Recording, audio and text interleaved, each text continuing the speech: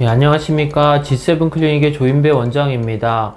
오늘은 지방 흡입 후에 회복기에 보일 수 있는 붓기에 대해서 한번 설명드려 보도록 하겠습니다. 우리가 지방 흡입을 하게 되면은 붓기는 피할 수 없는 그런 이제 현상이고 과정입니다. 그래서 이런 붓기가 왜 생기고 어떻게 하면 붓기를 줄일 수 있는지 이거에 대해서 좀 설명을 드려보도록 하겠습니다. 일단 우리가 지방흡입을 한 다음에 붓기가 생기는 첫 번째 이유는 바로 우리가 수술 중에 넣었던 투메슨트라는 용액 때문에 그렇습니다. 우리가 지방흡입을 할 때 피부 밑에 있는 지방을 뺄 때 그냥 빼는 게 아니라 이 용액을 집어넣어서 피하층에 있는 혈관 수축도 유발시키고 우리가 지방을 약간 소위 말해서 이제 불려서 이렇게 이제 흡입을 하게 되는데, 그런 용액을 이제 많이 넣는 의사도 있고 조금 넣는 의사들도 있는데, 그런 용액이 우리가 수술 중에 다 뽑혀 나오지 않고 일정 부분 남아 있기 때문에 그런 수술 후에 붓기가 발생하는 것입니다.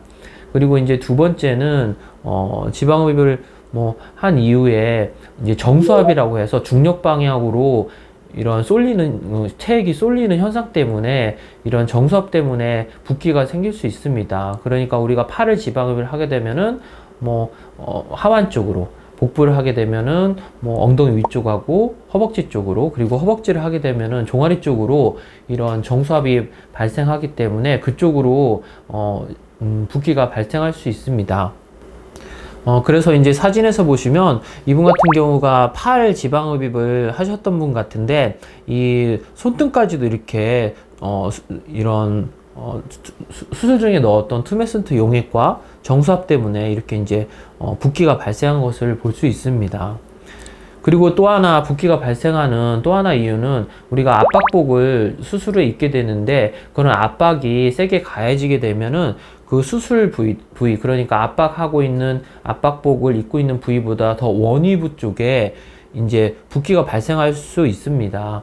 그래서 이런 압박복을 이렇게 너무 이제 작게 맞추거나 너무 쫄리게 입게 되면은 이렇게 압박복에 의한 압박 때문에 그 원위부에 이런 심한 붓기들이 발생할 수 있습니다. 그래서 지방흡입 후에 붓기가 발생할 수 있는 세 번째 이유는 압박복의 압박에 의한 원위부의 체액 저류 때문이라고 할 수 있습니다. 네 번째 이유인 혈관과 림프관 손상에 의한 이런 붓기들은 이전보다는 더 좀 오랫동안 갈 수 있습니다. 그래서 이제 이 모식도에서 보시면은 우리 몸에는 동맥으로 이제 혈액이 들어와서 모세혈관으로 가서 이 모세혈관에서 이제 정맥 모세혈관으로 연결될 때 조직들과 이렇게 만나게 되는데, 이런 아주 모세혈관들이 가늘어진 다음에는 이 조직으로 이런 우리 몸에 있는 혈장 성분들이 빠져나가게 됩니다. 그런 이런 혈장 성분들이 다시 흡수되어서 정맥으로 모이고 또는 림프관으로 모여서 다시 심장 쪽으로 이렇게 되어서 흐르게 되는데, 우리가 지방흡입을 하게 되면은 캐놀라가 이런 모세혈관들을 이제 치게 되고, 이런 모세혈관들이 다치게 되고 림프관들이 다치게 되면은 이 빠져나왔던 체액들이 흡수될 수가 없게 됩니다. 그래서 그런 흡수되지 못했던 이런 조직들이 빠져나오게 되는데, 이 모세혈관과 림프관들이 다치게 되면 이 모세혈관에서 빠져나왔던 조직액들이 이런 혈관을 타고 흡수되지 못하기 때문에 붓기가 발생하는 것입니다. 이런 붓기들은 이런 혈관하고 림프관들이 손상해서 회복될 때까지 한 3개월에서 6개월 정도 붓기를 계속 만들어낼 수 있습니다. 그래서 이런 붓기들을 예방하고 치료하는 방법에 대해서 조금 더 설명을 드리면은, 아까 얘기한 것처럼 예방하는 방법에서는 투메슨트를 수술 후에 최대한 많이 짜주고 수술을 마무리하는 방법이 있을 거고, 회복 기간에는 정수압을 낮추기 위해서는 수술 부위를 좀 높게 해줄 필요성이 있습니다.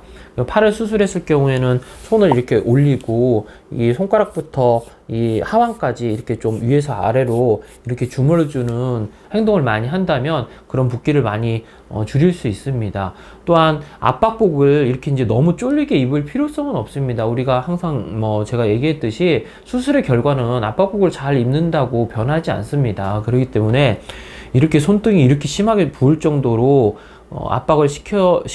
시키는 압박복을 입을 필요는 없습니다. 이렇게 체액이 저류가 되면은 이제 괜히 염증 같은 게 유발될 수 있고 이런 손상되었던 조직이 회복되는데 악영향을 미칠 수 있습니다. 그래서 이런 압박복이 너무 이제 누르거나 압박이 심하게 될 때는 압박복을 벗고 붓기가 어느 정도 빠진 한 2주 정도 지나서 압박복을 입어도 수술 결과에는 큰 차이가 없습니다.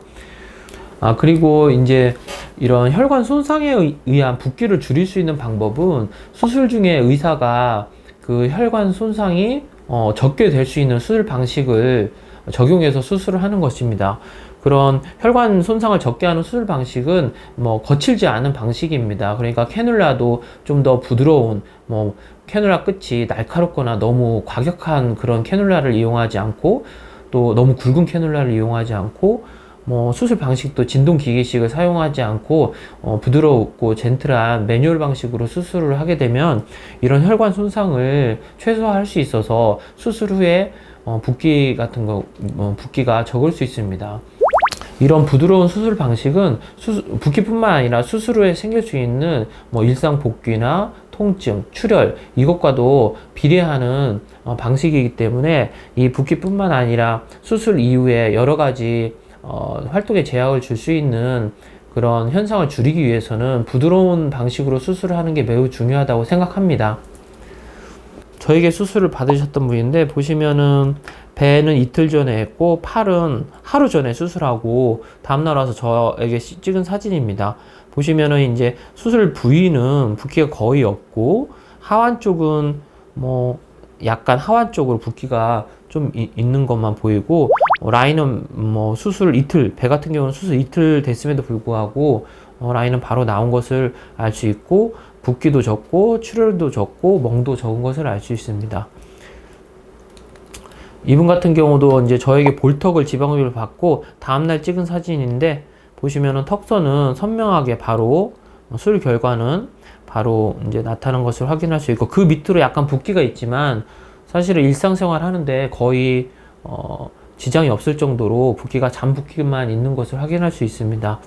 이렇게 이제 지방흡입을 할 때는 그 부위의 혈관 손상을 신경손상, 혈관 손상을 조금 주고 그리고 지방만 쏙 빼낸다면 지방흡입 후에 붓기가 거의 없이 일상 복귀가 빠를 수 있다는 것을 알려드립니다.